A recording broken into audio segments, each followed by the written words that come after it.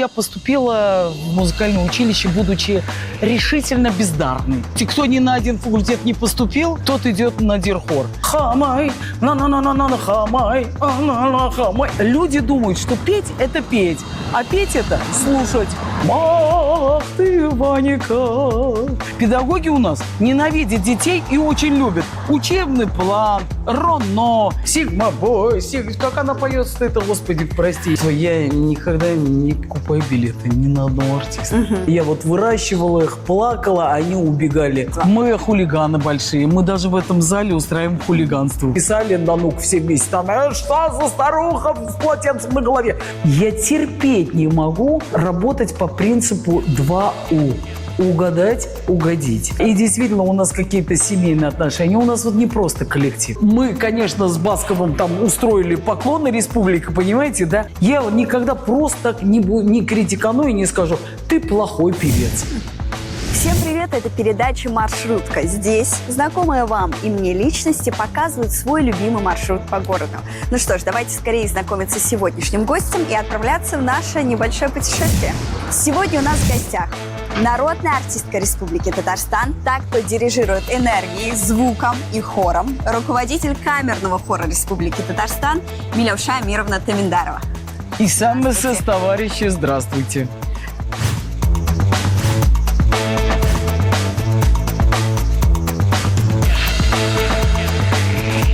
Настроение? Ну, у меня, когда я все-таки с публикой общаюсь, настроение, как правило, плохого не бывает. Наверное, оно бывает иногда, когда я остаюсь одна.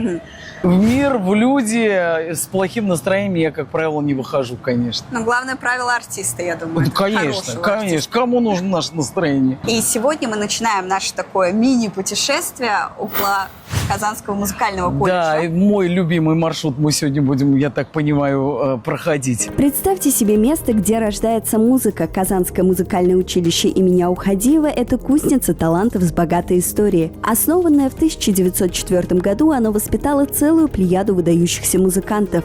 Училище носит имя Мансура Аухадиева, выдающегося татарского композитора. Что же касается местоположения, со времени основания училища находилось здание по адресу улица Карла Маркса, дом 32, дробь 16.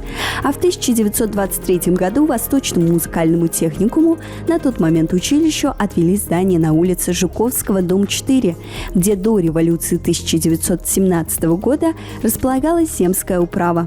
И это музыкальное училище, это, конечно, не случайная локация. В моей жизни уж точно не случайная локация. Потому что именно с музыкального училища началось все самое интересное в моей жизни. В 16 лет я поступила в музыкальное училище. Мне кажется, что я какой-то нудной и очень скучной жизнью жила. Меня как будто и не интересовало ничего, кроме музыки. Именно здесь я испытала свои первые потрясения. В нашей семье всегда все поют. Я всегда пела, мои сестры пели, мы всегда пели многоголосие. В хоре в детском я пела, в музыкальной школе я пела. Везде я пела. 1 сентября пришла в музыкальное училище и смешанный хор. И за твоей спиной квинту поют мужские голоса, баса, тенора. Вы не представляете, это для меня был такой, вот как сейчас принято говорить, знаете, шок-контент. То есть я вся сверху донизу мурашками, сверху донизу.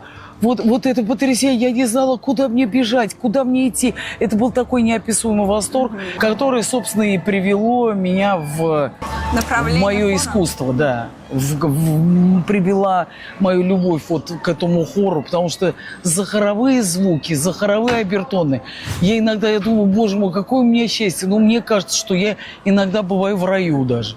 Вот будучи на земле, понимаете? И как меня восхищает, когда человек с такой любовью говорит о профессии, в которой много лет. То есть у нас же принято как-то, может быть, не любить свою работу, уставать от нее. Ой, я так сочувствую таким людям. Мне кажется, что я счастливее всех в мире, потому что у меня такая профессия, которая может все. Вот видите, за моей спиной вот там поют вместо Сумира Дженкинса. Понимаете, как вот специально заказано, да. И для меня люди, которые поступают в творческое направление, выбирают себе творческую профессию, это те, кто в большинстве случаев, те, кто хотят какой-то славы, известности и, конечно же, первая идея, которая приходит, это выбрать какое-то сольное направление. Почему вы пришли? Дирижерский хоровой факультет всегда признано... знаете, кто ни на один факультет не поступил, кто чуть похоже на гармошке играет или чуть похоже на пианино владеет, фортепиано, тот идет на дирхор. И дело в том, что я поступила в музыкальное училище, будучи решительно бездарной. У меня не было, что называется, ни голоса, ни ума, ни фантазии. Училась я в музыкальной школе очень посредственно. Я признаюсь даже, что я оставалась однажды на осень. Раньше оставляли на осень, сейчас не оставляют. И, в общем, я думаю, что безмятежно, вот так из отличников в отличники, я думаю, что, наверное, мало кто становится таким интересным музыкантом. Потому что путь этот продирания к творчеству, он, что уж там говорить, банально, конечно, он тернист. Видимо, вот мой какой-то дерзновенный такой характер, который, конечно, приструнили и как-то смирили мои прекрасные учителя. Я вот не могу без огромной благодарности вспомнить уже ушедших, к сожалению, Виктора Васильевича Кузьминова. Вот этот первый ожог, когда мужики запели за мою, это был с ним. Мне он казался тогда.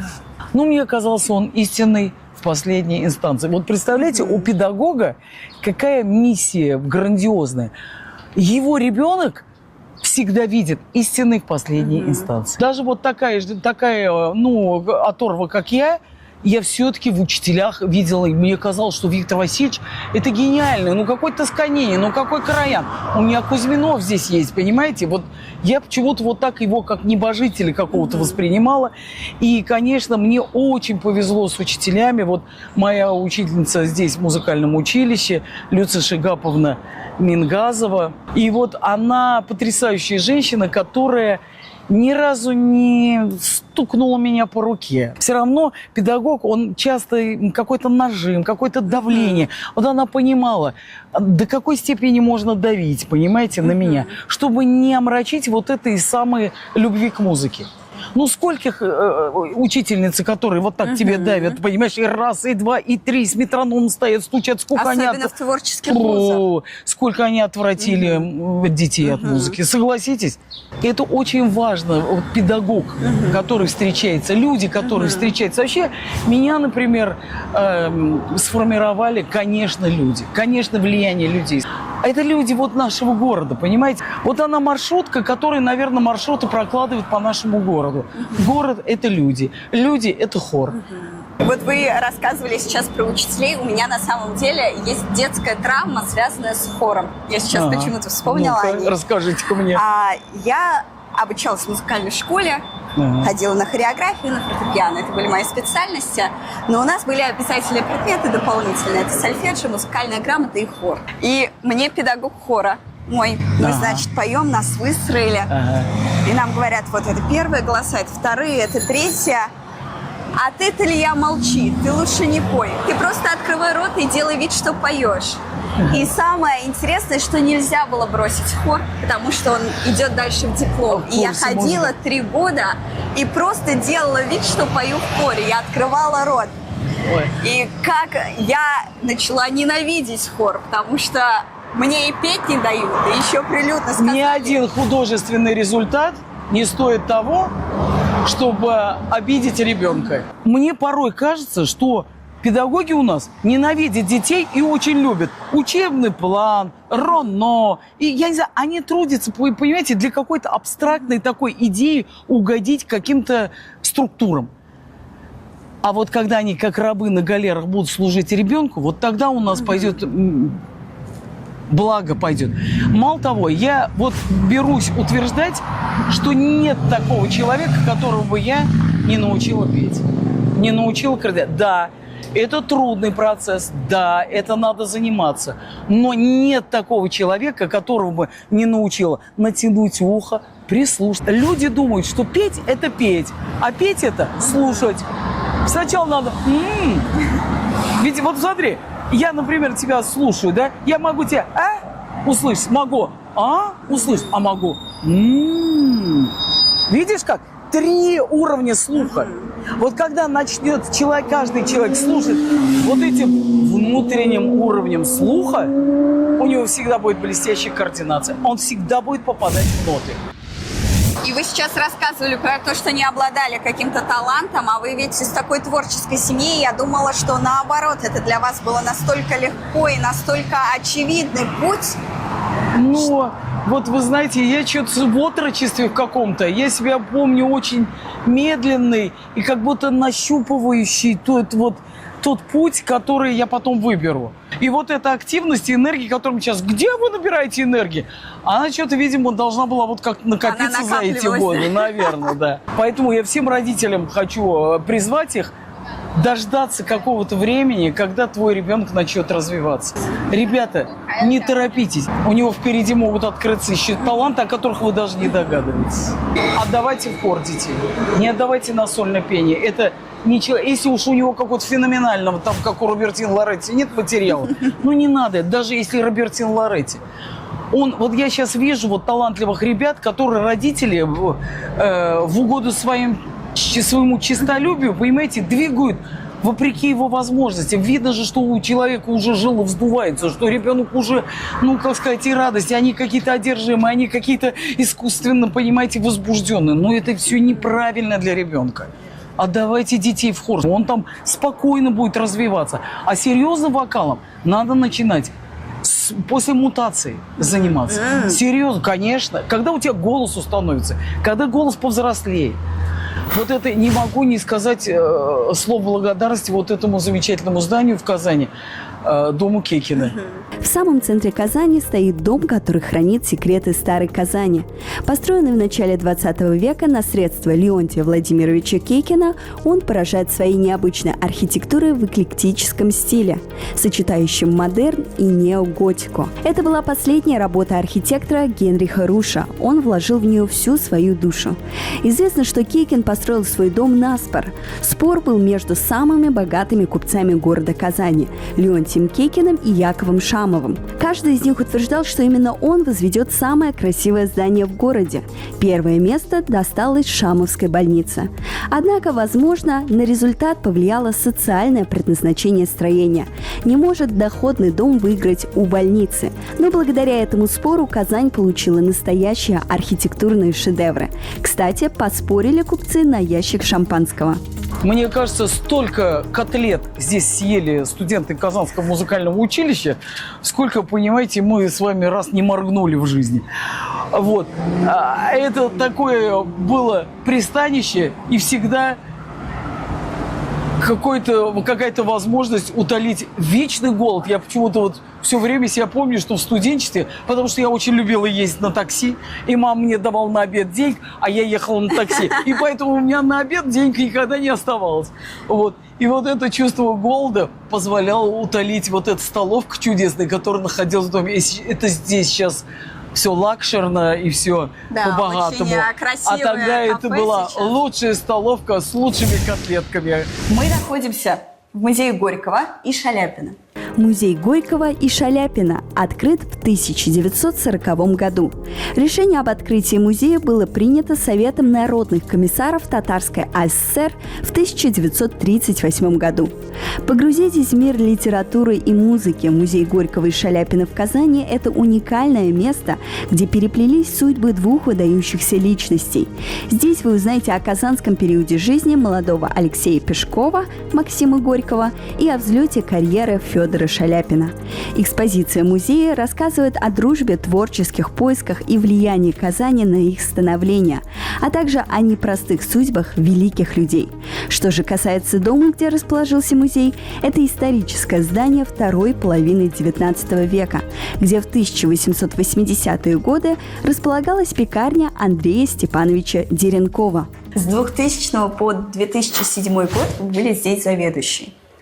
Как меня занесла судьба. Сейчас я вам расскажу. Во-первых, я здесь была всю свою сознательную жизнь, потому что здесь всю мою сознательную жизнь работала и руководила этим музеем моя потрясающая старшая сестра Альфия Амировна Тутаева. И когда она руководила этим музеем, она потрясающее сообщество людей здесь организовала. Она организовала потрясающих экспозиционеров, музейщиков, шаляпиноведов, шаляпинолюбов, горьковедов, горьколюбов.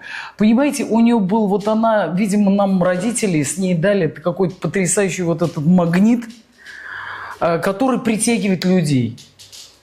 Вот я так горжусь, я вот слава Аллаху, слава Всевышнему за то, что Он мне дает магнит, и ко мне приклеиваются какие-то крутые люди, понимаете?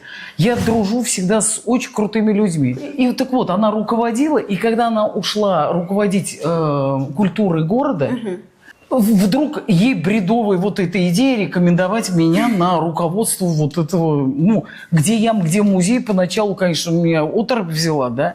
Но, тем не менее, всегда, когда она руководила здесь музеем, я всегда здесь была. Мы сопровождение концертов дали, мой хор всегда пел. Я пела здесь дуэтом с Любой Дразниной, понимаете, давали мы концерты. Здесь есть потрясающее кафе внизу, «Бродячая собака», прототип той самой «Бродячей собаки», где собирались поэты Серебряного века. Так вот, Альфия Амировна здесь реконструировала эту историю. Это кафе «Бродячая собака» со всеми атрибутами. Там собирались поэты, певцы. Были такие вечера, когда мы смеялись, вот подтрунивали, иронизировали друг над другом. Я играл на пианино, они все пели, все орали, горланили. Это были мгновения счастья. Вот, понимаете, ну... Как, наверное, вот эти вот поэты Серебряного века, я тоже не думаю, что они сидели как умненькие на стульчике, понимаете, и читали в ухо друг другу стихи. И вот здесь всегда царила такая творческая туса, богемная, понимаете. И я руководила этим музеем не столько как музейщик, а сколько как музыкант. И со всеми горьковедами я тоже очень сдружилась. И они тоже с удовольствием приезжали на мои концерты потом. И я люблю, вот когда у нас что-то трудное мгновение, и нам негде собраться, я всегда прошу сюда. И здесь, к счастью, музей – это такая вещь вот живая, вот этот музей Горького, здесь потрясающие люди. Вот я хочу просто спасибо сказать Флоре Фаридне, моей миленькой. Вот хотите все тайны Казани и прошлого знать? Напроситесь к ней на чай. Вы узнаете такое, что вам... Причем из первых уст. Понимаете, вы узнаете такое, что вы ни от кого и никогда не узнаете. Потому что попасть к ней на чай с вареньем, это как, я думаю, к английской королеве, понимаете? Пятничных, когда была на работе только она и я, это выходной был в пятницу, и мы с ней собирались и все время пили чай. И все время она мне рассказывала про Хасана Туфана, про Кавин Аджми, про Хади Такташа.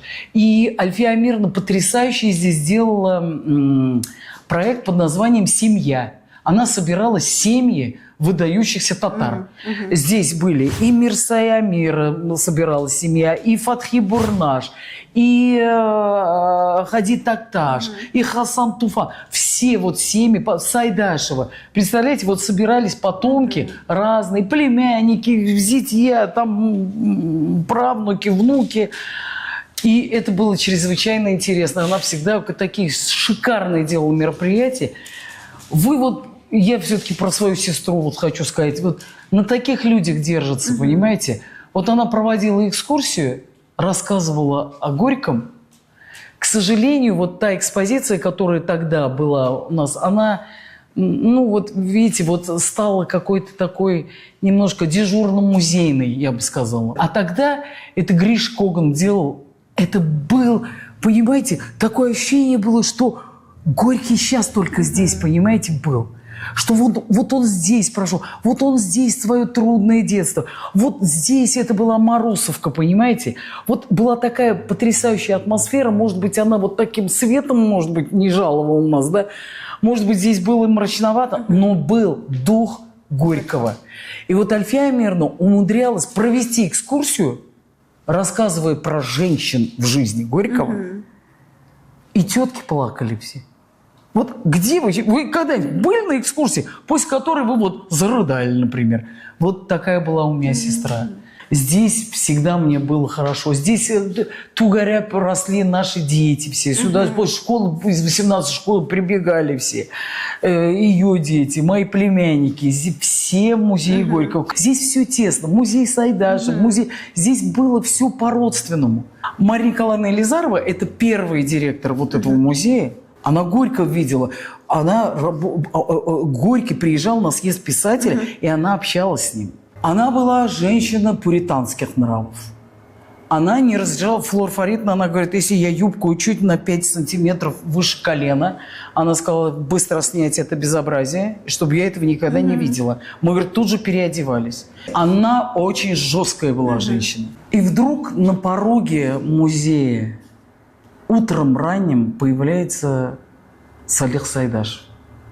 Тот самый Салих Сайдашев, именем которого назван сейчас Большой концертный зал.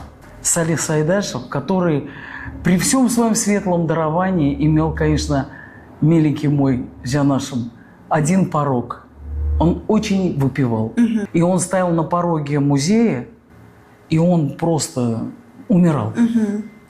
Марья Николаевна, строгая Марья Николаевна, которую юбку не разрешала выше, понимаете, вот так взяла деньги и дала ему, Сайдашеву, чтобы он не помер, понимаете? Вот она, пуританка, которая не принимала ничего, понимала, что он гений, что его спасать надо, понимаете? А сейчас залы, видите, с хрустальными люстрами. А когда-то он такие муки он проживал. Вот этот вот светлый, чудесный Сайдашев, у которого, вы видите, такая светлая музыка. Марш Красной Армии, понимаешь? А мы сейчас все ноем, понимаешь, все какие-то страдания, поперечные морщины. Терпеть ненавижу. Мы сейчас, товарищи, живем в раю. Нам стало жарко, мы включили кондиционер. Нам стало холодно, мы включили обогреватель. Нам захотелось есть, мы что? Открыли холодильник и поели. Мы перешли во второй зал. Моего любимца, моего кумира. Вот. И вы знаете, у меня есть такое качество, я никогда не покупаю билеты ни на одного артиста. Никогда. И единственное, наверное, ради кого я бы этому правилу уступила, это Федор Иванович. Я вот думаю, Шаляпина, если пожал, вот на его концерт я за любые деньги бы купил билет.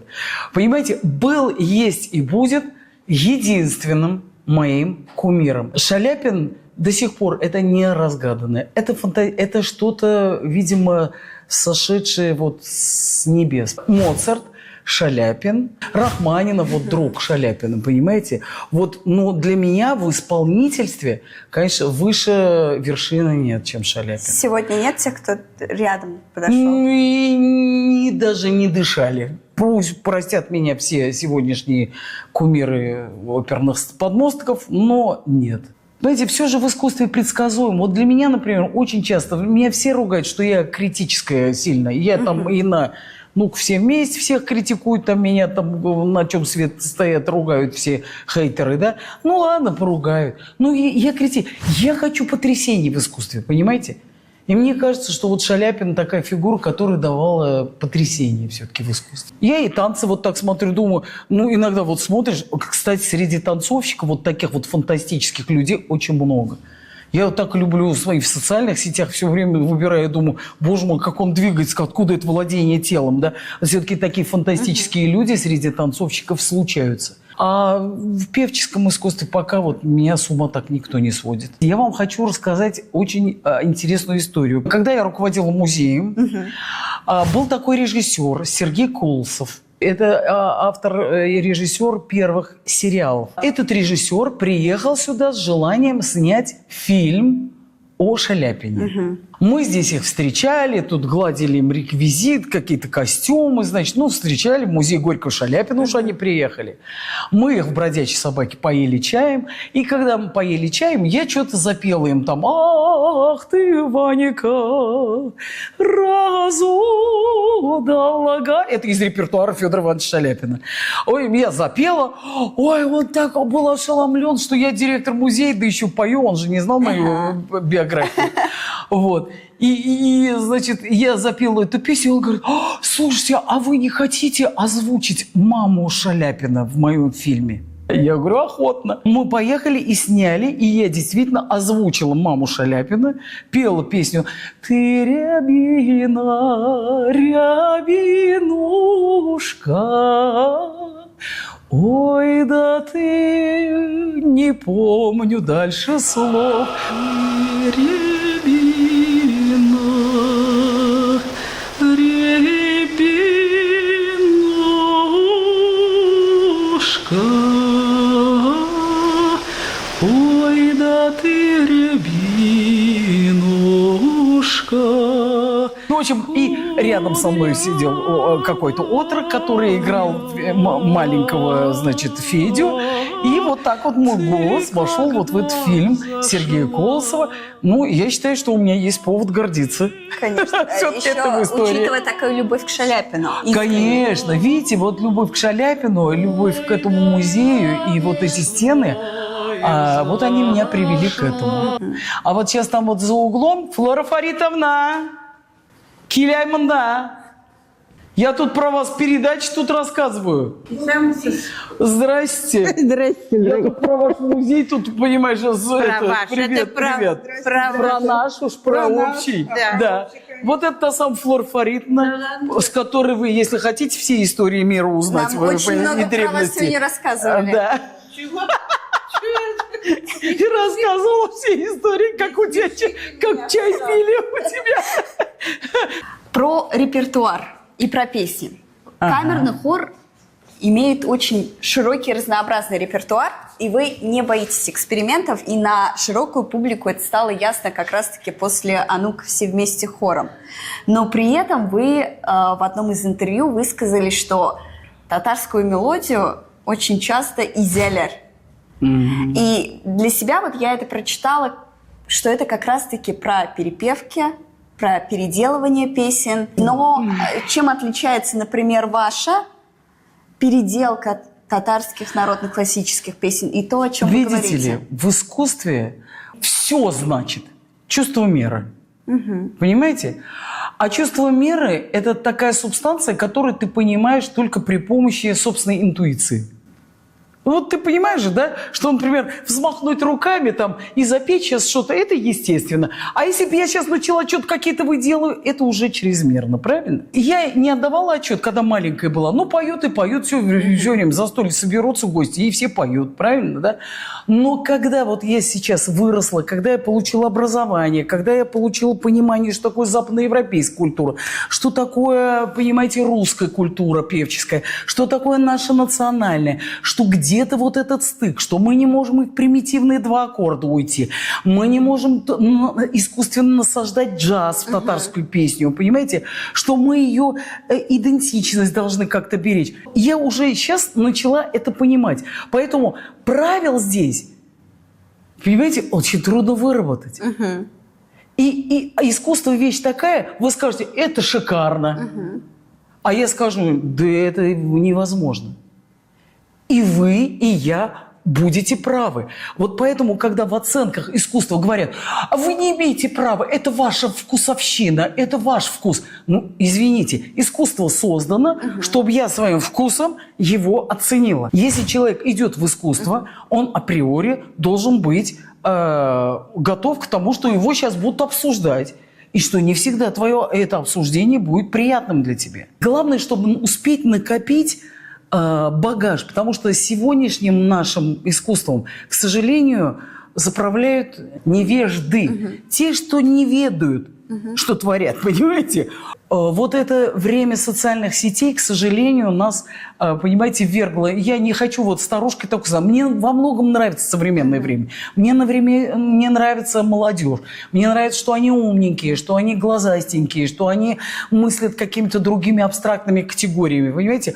Но мне не нравится, что они очень много времени посвящают социальным сетям, в котором казаться они быть. Когда они вот так вот заодно села хамай, на-на-на-на-на, хамай, хамай, и все это подхватывают, понимаете? Или сигма бой, как она поет это, господи. Дорогие товарищи, Ну, тащите детей своих в музыкальную школу, тащите на концерты симфонического оркестра. Они упираются, а вы их тащите. Тебе сначала не нравится, потом ты начинаешь что-то понимать, потом это вроде вот в этот раз был повеселее, а тот погрустнее. У тебя уже начинается сравнительный анализ, понимаете?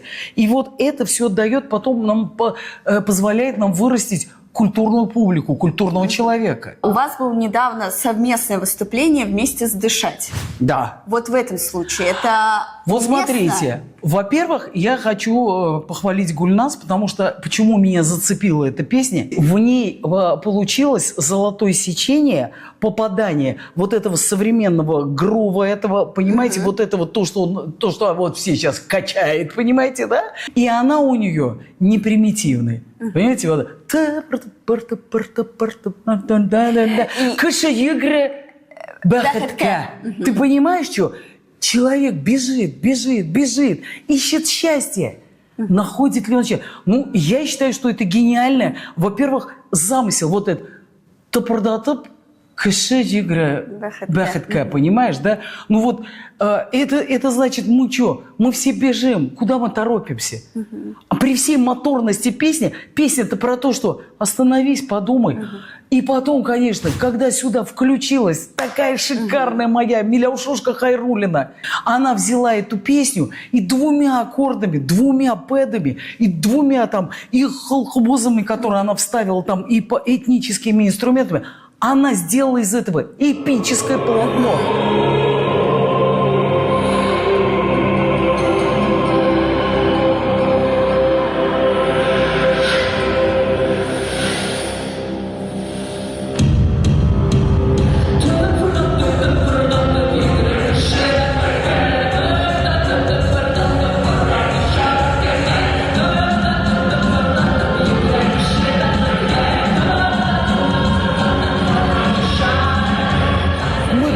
Хор, понимаете, я со всей горячностью в это ринусь, и я считаю, что у нас получился шедевр. Да, понимаете? Мне очень нравится, и мне нравится и песня Гульназ, но я понимаю, почему мне нравится и моим сверстникам. Да самое главное, что вот социальные сети я ругала, у нас этот трек завирусился в сети, понимаете?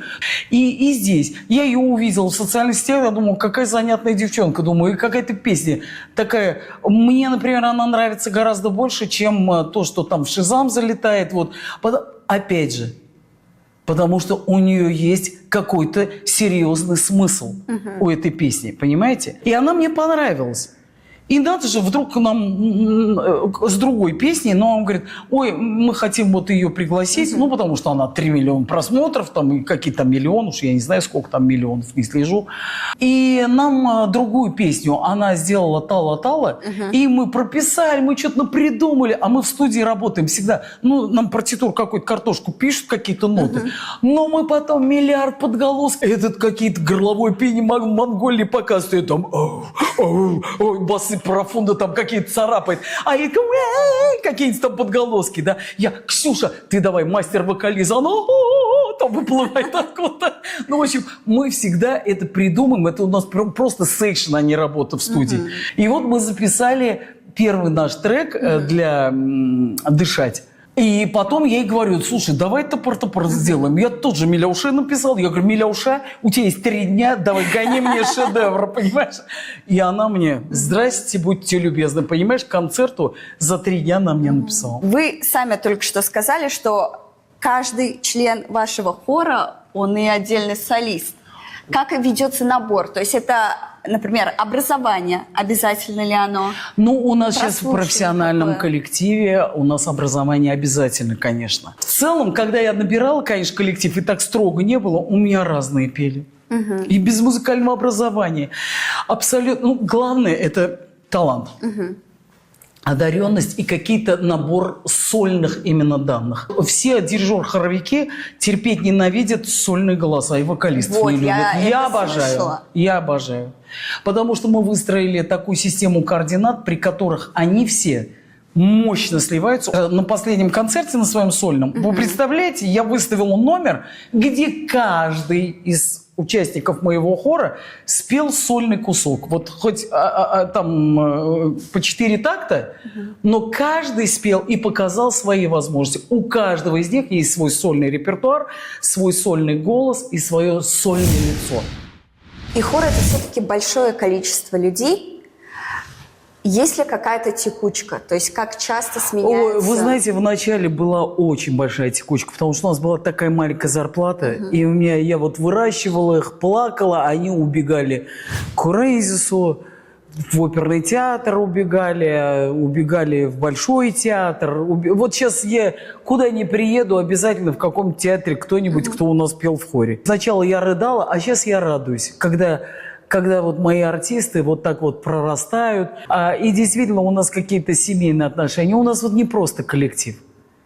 Потому что я поняла, что так глупо тратить свою жизнь на высокомерие, на обиженистость какую-то, вот обижаться, например. Но это же тяжело. Да, тяжело я отпускать обижаюсь. Я обижаюсь. Мне там написали на НУК все вместе, там, что за старуха с полотенцем на голове?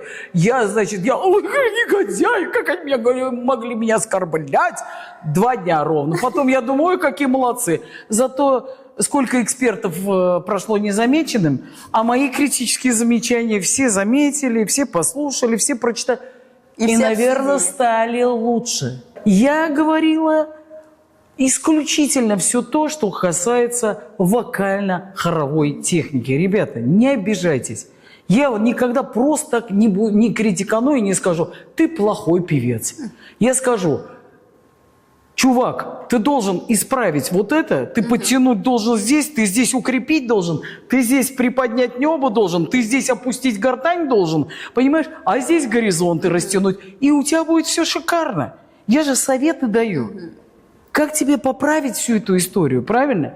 Поэтому я никогда не критикую просто так. Про «А ну-ка все вместе». Сначала про ваше участие. Читала одно из ваших более ранних интервью, и вы говорили, что не любите конкурсы.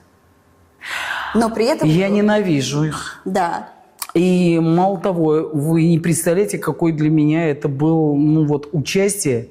Я полжизни оставила, честно говоря. По своему желанию пошли? Или вас пригласили? Или республика направила? Скажем так, мне рассказали, что есть такие возможности. Порекомендовали? Порекомендовали мне подать заявку. Я подала эту заявку, но я ни секунды не жалею. Хотя не скрою, что когда это такая ответственность колоссальная, понимаете, попасть или не попасть в репертуар.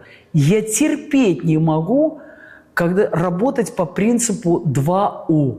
Угадать, угодить. А здесь именно эти 2 принципа. Понимаете, вот я этим 100 человекам должна была угадать и угодить.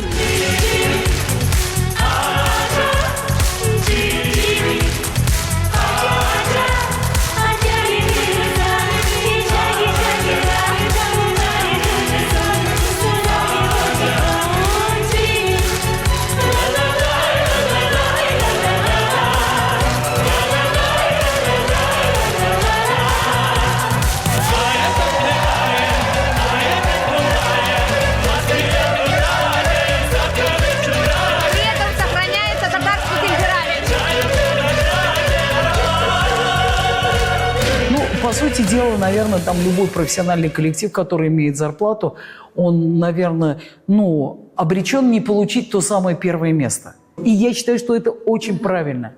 Детей поддержать надо, самодеятельность надо поддержать, людей, которые бескорыстно служат этому виду искусства. Но при этом, мне кажется, главная награда этого конкурса была не в этом, и даже внутри нашей республики.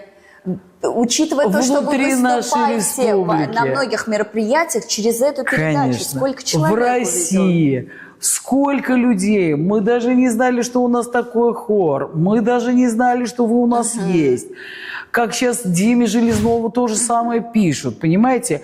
И самое главное, что мы, Казань, знай наших. Что у нас есть такой может быть, он даже иногда квасной, патриотизм. У меня папа был смешной такой, он всегда сидел. Ник, ты Рахманинов, татар малая. Карамзин, татар малая. Вы понимаете, вот наше вот это татарское приписывать, везде искать татарский код. Да это прекрасно, ребята. Это не имеет никакого отношения к квасному патриотизму и, не дай бог, национализму. Мы просто, понимаете, мы так радуемся тому, что талантливые татары куда-то, понимаете, что все-таки Нуриев татар малая, понимаете, все-таки Шаляпин в Казани родился. Губернаторов и руководителей просто Кланяюсь, нежно, здесь надо сказать, вот здесь кланяюсь и умоляю посылать ваши коллективы, так как это делает руководитель посылать? нашей республики, На конкурс Татарстана, посылать на конкурс. Так, руководителем Хорошее Татарстана, место. Милюша, 3-4. Поклон. Мы, конечно, с Басковым там устроили поклоны республики, понимаете, да? Но вы не представляете, сколько за стеной не вошедшего в эфир. Мы, например, сидели с Дунаевским, с Максимом Исаковичем. И он говорит, ну, слушайте, ну, у вас в Татарстане все знают, что у нас симфонический оркестр имеет грант, что симфонический оркестр у нас, что у нас театр имеет такие проекты, что у нас... Ну, мы, ребята, гремим всегда на всю Россию. Всегда огромное уважение к республике, понимаете? И я надеюсь, что мы тоже добавили все-таки какого-то повода, чтобы нашу республику уважали, чтобы с ней считались. Вот вы посмотрите, я не выиграла, казалось бы, наш коллектив не выиграл в этом конкурсе, но... Обратите внимание, кто сейчас был главным экспертом, понимаете, да? Ну, потому что я абсолютно убеждена, что славу, авторитет, да и, в общем-то, и богатство невозможно дать другому человеку. Ну, богатство, наверное, все-таки богатые родители богатым детям могут дать. Но авторитет, славу, понимаете, и какой-то вот, ну, прожитый, какие-то достижения, любовь. Невозможно человеку внушить любовь. Ее может человек взять только сам. Тут мое природное качество такое, как нескромность. Нет, не скромность. Понимаете, меня многие упрекают в том, что я не скромный, что я везде сую свой нос. Ну, вы знаете, я поняла, что это вообще отличное качество. Да прекрасное, товарищи, и вы будьте нескромны. Я что, запрещаю, что ли, кому-нибудь? Будьте нескромными, потому что для вожака, для лидера движения, для лидера мнений скромность – это профессиональная непригодность. Сиди скромный один дома и руководи своей жизнью. Все. Это айтишник может быть вот скромным, понимаете, и властителем умов. А в нашем искусстве ты не можешь, потому что за твоей спиной коллектив. Ты должен его выйти. Поэтому вот мое вот это вот первое мужество, я вот помню, когда я почувствовал, что я должна сейчас пойти в зал и дирижировать, начать залом. Понимаете, ну вот фишка моя, которую я сейчас смотрю, все сейчас своим долгом считают идти, понимаете, и рукой. Взяли применение. Прекрасно, я довольна этим. Хорошо, я хороший, что называется, тренд. Вождем надо быть любому своему процессу. И в любом порыве нужна активность. И нужно стать вождем своему процессу. И мне кажется, это только через любовь и получается. Потому что, вот, например, я последние дни очень часто думаю про водителей автобусов. Потому что я живу близко к своей работе, мне проехать 3 остановки. Но я думаю, в какие-то дни эта поездка 3 остановки мучительная, потому что тебя везут, тебе не... Это и человек не любит свою работу, правильно? А есть дни, когда ты так комфортно доезжаешь, ты уже заметил этого водителя, когда ты шел, потому что он там как-то увидел, что ты идешь, остановился, улыбнулся. Молодец. И я думаю, даже среди водителей просто есть человек, работа, который проводит любое свое действие, переводит в ранжир искусства. Искусство вождения, искусство парикмахера, искусство стилиста, искусство клининга. Почему нет? Про жюри. Но. Каково? Мне кажется, вы ощущали себя очень комфортно.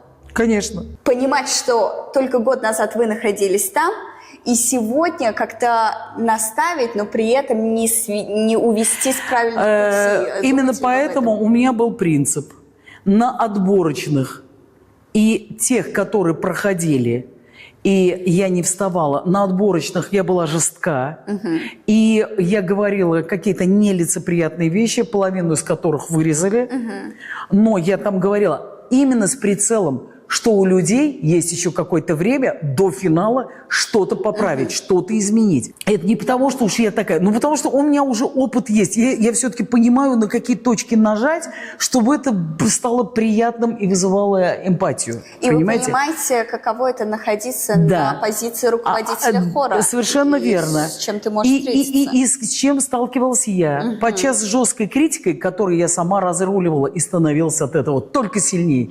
Ни разу еще комплимент меня не делал лучше. А критика, я доказывала, я злилась, я обижалась. Я доказывала, нет, это не так. Вы мне, я попса. Я спою вам шнитки. Понимаете? Вы думаете, что я не владею современными техниками? Я спою вам, такие бэки сделаю, понимаете? Как все вам твенги налажу, и все штрумбасы вам пропишу, понимаете? Если вы думаете, что я не владею эстрадными техниками какими-то вокальными. Понимаете, и я всегда вот сопротивляясь, доказывая, я становилась только сильнее и лучше. И именно поэтому в финале я встала на всех, без исключения, потому что критиковать уже не имеет смысла. Вы заранее запланировали? Что Я заранее запланировала. Я встала на всех, даже на тех, на кого бы я, может быть, и не встала бы. Они все милы мне по определению, мои коллеги. Я любого человека, кто работает с хором, я его уже по определению уважаю. С детским садиком он работает или с капеллой Свешникова, понимаете? Я коллег своих без разбора уважаю. Наша третья локация – это Казанская государственная консерватория. Альма-матер. Казанская государственная консерватория имени Жиганова – это гордость Казани и всей республики. Основанная после войны, она стала символом возрождения и надежды. Первый учебный корпус консерватории, расположенный по адресу улица Большая Красная, дом 38, является памятником истории и культуры федерального значения. Здание построено по проекту архитектора Олешковича в 1912 году как доходный дом, предназначенный для сдачи квартир в аренду и названный Домом дворянства. Строение является образцом эклектики начала XX века.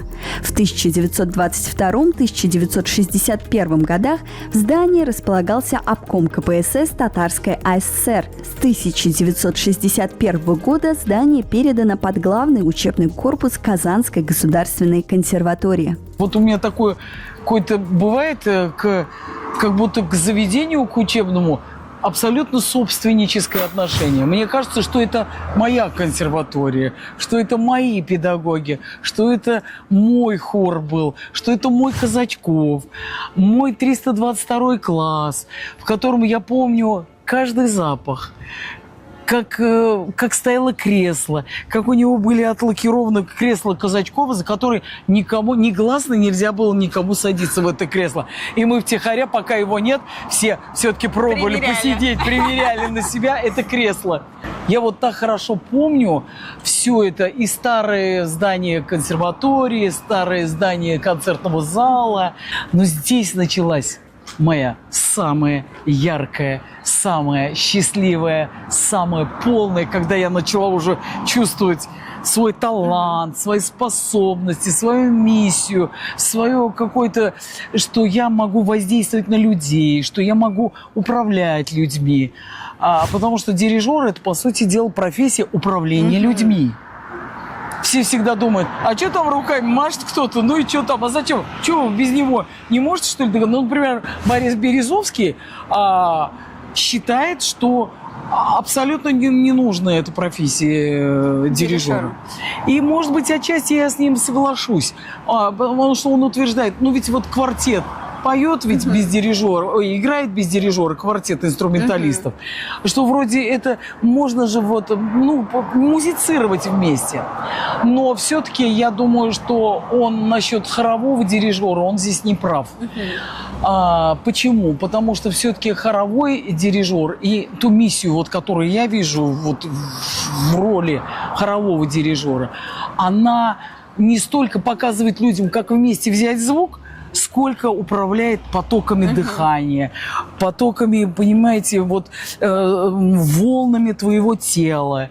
Почему, например, мне говорят: ой, вы танцующий дирижер. Я не специально танцы же не выстраиваю, я же просто Это импульс, который... импульсами, потоками набираю воздух, дыхание, понимаете, и управляю вот этими всеми процессами. И вот здесь я вот, наверное, почувствовал вот этот первый вкус вот этого управления голосом. Надо сказать, что я всегда не очень противно пела, и у меня был не очень противный голос, и всегда я гордился тем, что Казачков, конечно, всегда слабел перед моим голосом. Ему так нравилось, как я пела, и в качестве певицы я ему, конечно, нравилась гораздо больше, чем потом в качестве педагога, потому что как педагогу он мне, конечно, нарекания, он мне «Будь здоров» выписывал, конечно, Семен Абрамович. Сказать, что я была у него в любимицах, но неоднозначно. Потому что я все время опасно играла на стыке жанров. Меня всегда привлекало. Я очень любила современную музыку, я очень любила, модную тогда музыку. Все, Иисус Христос, суперзвезда, Юрай Хип, Deep Purple, там Led Zeppelin. Это все, конечно. И, конечно, Семен Абрамович всегда чувствовал это, что я все время что-то куда-то ухожу. А он, конечно, был человек, художник академического, такого строгого. Хотя при этом он первый был борец против вот формализма в музыке и против вот такого, знаете, формального прочтения нот. Он все время искал живую интонацию. Какая разница, в каком жанре она? Это был великий художник Семен Абрамович, который до сих пор, как говорят, заварочку мы пьем из его стаканчика, понимаете? Все то, что наслушанное, все то, что вот прекрасное, то, что было сказано Семеном, каждое его слово я помню, каждую его репетицию, каждый его пушкинский венок, пушкинскую программу, как он выстраивал часами интонацию. «Пью за здравие Мэри». Мы эту фразу могли шлифовать трехчасовую репетицию. Одну фразу. К концу мы иссякали, ни у кого не хватало терпения, все готовы были его послать уже, понимаете? А потом он: забудьте все, что я говорил. А интонации, ее мерцания, они оставались, понимаете? Ну, вообще, конечно, он великий был человек, Семен Абрамович. Великий был человек. Как он рассказывал, какие образы он писал. Великая была женщина Булгакова Алевтина Владимировна. Понимаете, которая могла о музыке рассказать так, что мы рыдали просто, понимаете, такой эмоциональный накал. У нее все время, понимаете, порох из-под ступней был, понимаете, как будто она золото высекала копытцем, понимаете. Вот такое горение было, такая одержимость. Вот есть же фильм «Одержимость», понимаете, вот это вот такое. Когда люди ног под собой не чуяли, в своей любви и устремленности вот к этому, к полетности, к высоте. Вот, ой, какая была Алевтина, шикарная женщина. Понимаете, что не возглас, то великолепная литература. Ванда Ландовская сказала, понимаете, всплёт. И мы бежали читать Ванду Ландовскую, понимаете, специалист по барочной музыке. Семен нам говорил: ой, моя красавица Кэтлин Ферриер. Ну, кто сейчас знает Кэтлин Ферриер? А мы заслушивались, любили, слюни вот так. Боже мой, как я хочу. Сколько я это слезала с Кэтлин Ферриер, понимаете? Вот отсюда рождается вот это чутье, чувство меры, понимаете? Потому что наслушанность, потому что на шикарной музыке, на шикарных образцах, с шикарными людьми, понимаете, которые думали в высоких структурах, мыслили. Высокими субстанциями мерили жизнь. Вот, конечно, в этом смысле мне повезло невероятно. Но с другой стороны, кто-то ведь мимо прошел, и кто-то ушел торговать, например, понимаете, в ларек. А кто-то, может, и не вспоминает это. А мне посчастливилось, что я это все использую до сих пор, понимаете? Я это все помню, и я как будто проводник какой-то, понимаете, адаптер. И Между я вот тем как раз временем и про сегодняшним. консерваторию я слышала такую мысль, причем это мысль человека, который здесь проучился, оперный певец. И он говорит, что обучение в консерватории, оно, конечно, очень спорное, потому что себя подгоняют под образец какой-то академический.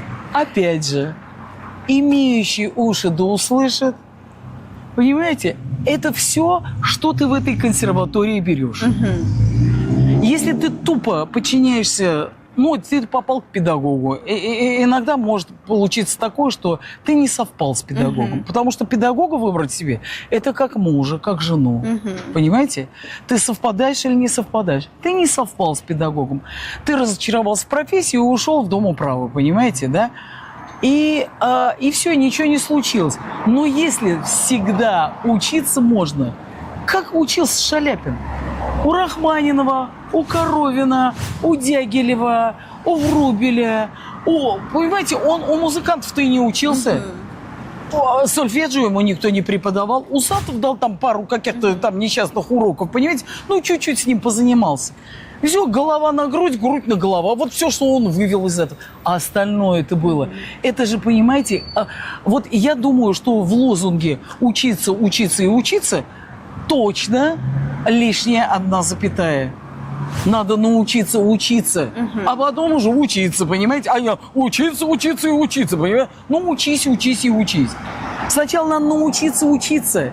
У кого подхватить, у кого слезать, кого подражать, кого услышать, понимаешь? Кого примерить на себя роль, кого.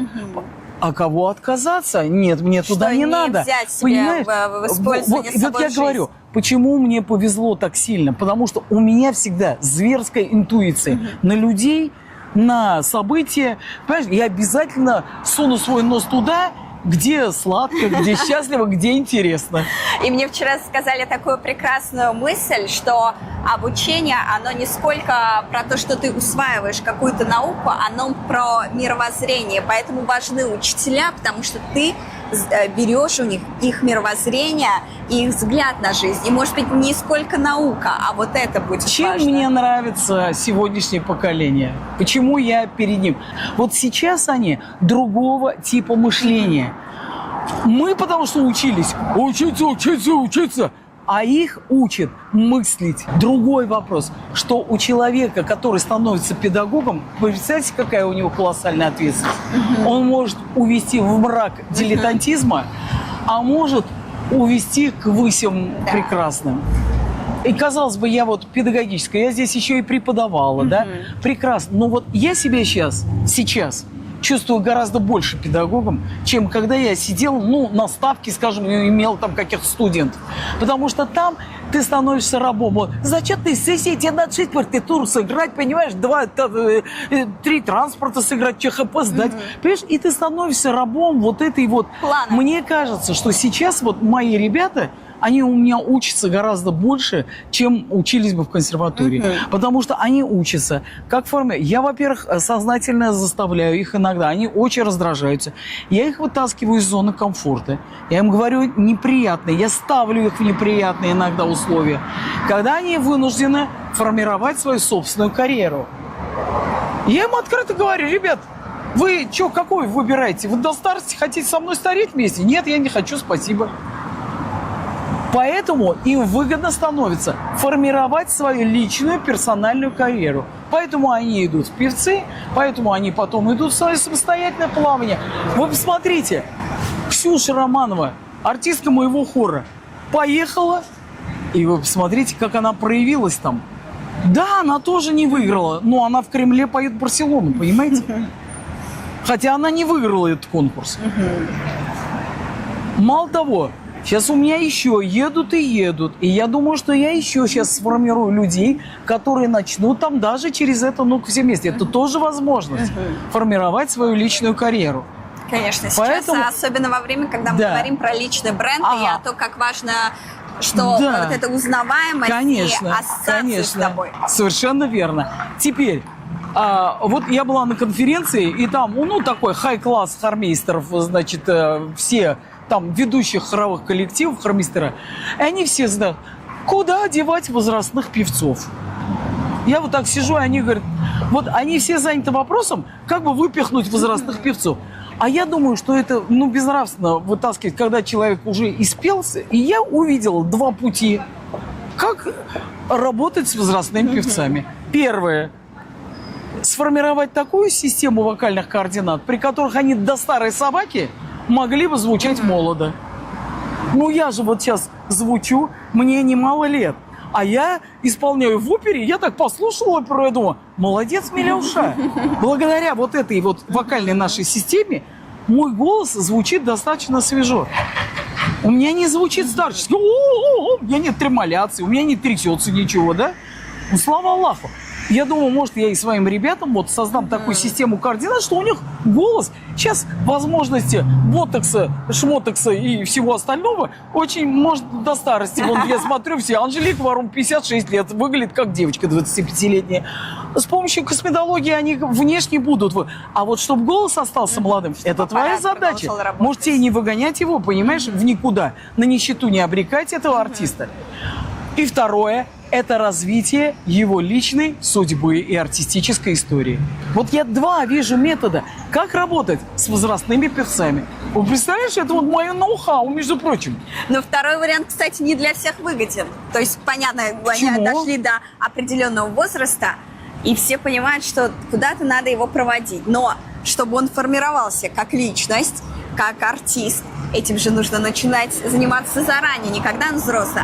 Мне вот. кажется, руководителю хора, когда он среднего возраста, это невыгодно, потому что Это он ошибка. с хора. Это Да, ошибка. да. Это смогут сделать только те, Когда кто ты уверены в себе. Абсолютно.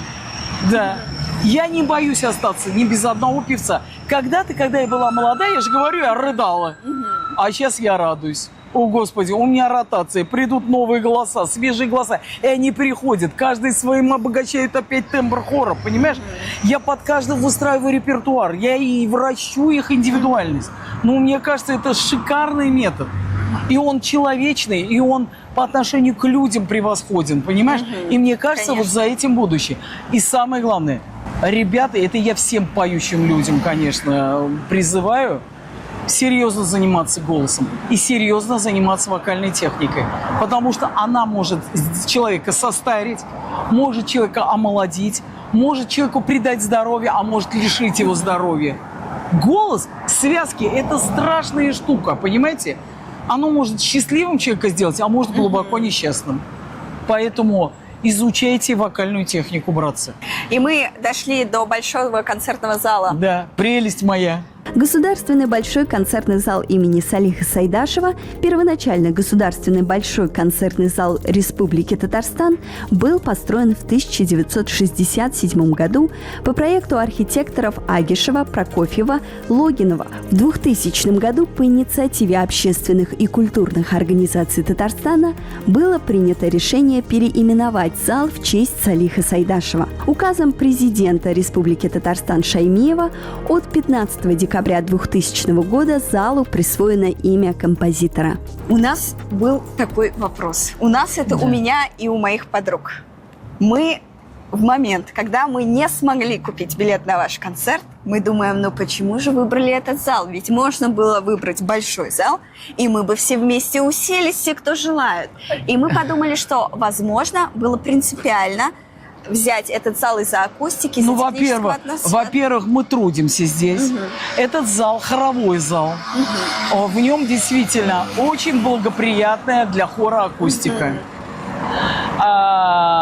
Во-вторых, этот зал, он благороден. Я все время, Конечно. когда захожу, я чувствую себя, как будто я какой-то Вестминстерское аббатство, понимаете, захожу. Ну, то есть это зал уровня, понимаете, шикарных европейских залов. Он выглядит превосходно.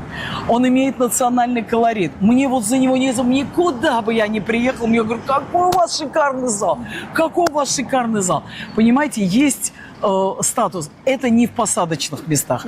Ну, потом, если уж вы захотите так на наш концерт, у вас теперь есть добрые знакомые, Милеша Атавиндарова называется. Теперь да. Вы мне позвоните, я иногда в качестве исключения даю несколько билетов из своего резерва. Вот.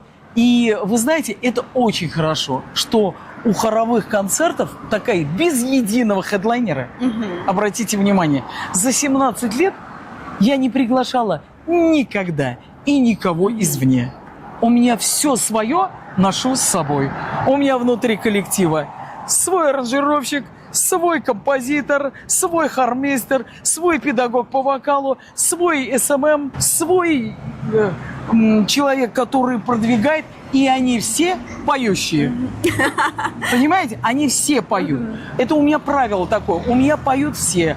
Директор, администратор, хормейстер, педагог по вокалу. Понимаете, они все поют. Они все в процессе в нашем хоровом. И вы сказали про статус.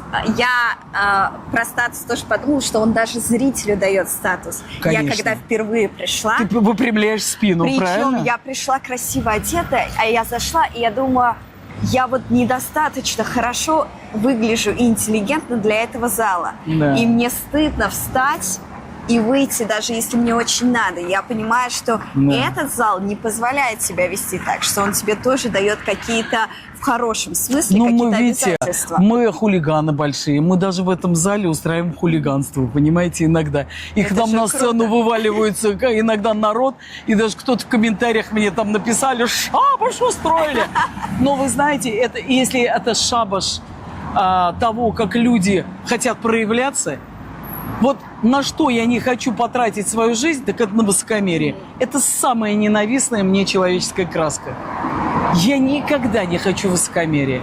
Я хочу в глаза смотреть своему слушателю. И он мне всегда может в глаза смотреть. И вот ребята не дадут соврать. Ни одно сообщение, которое мне присылают, очень много, я никогда не оставляю без внимания. Мне присылают песни, мне присылают свой хор, звучание своего хора. Я никогда не отвечу высокомерным, вот, ну нет.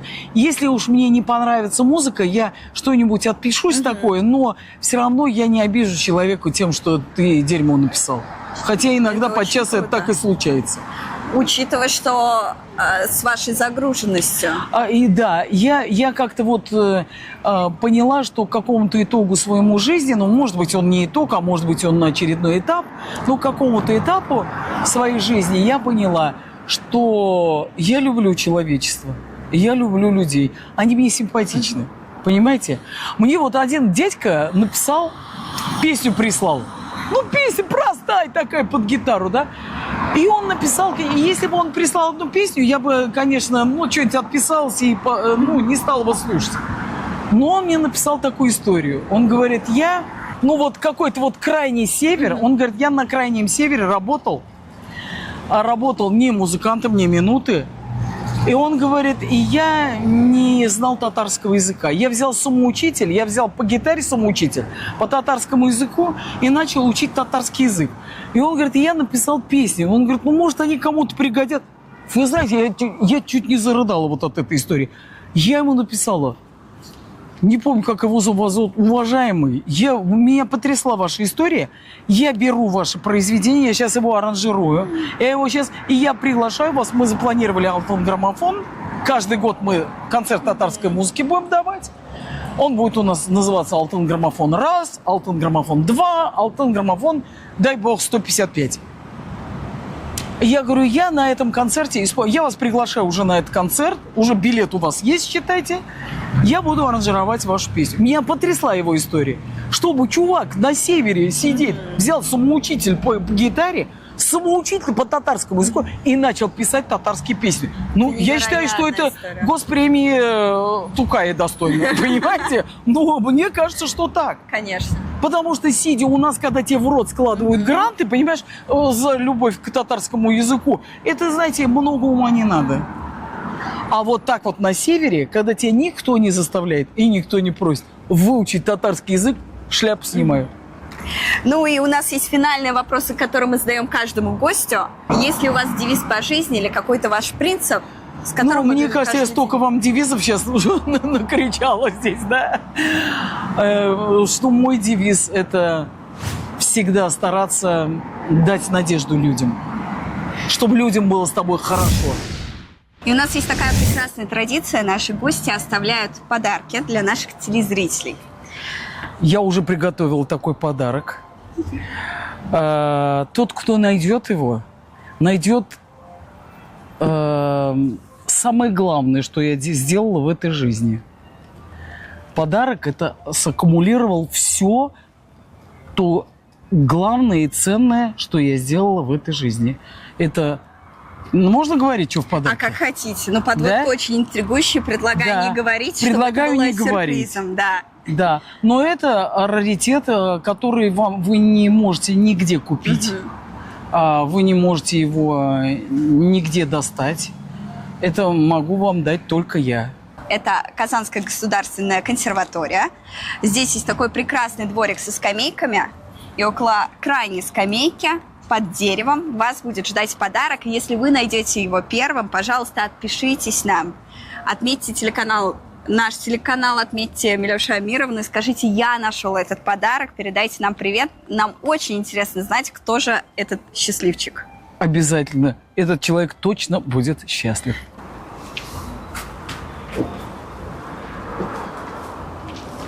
Спасибо. Все, Бальтефелем.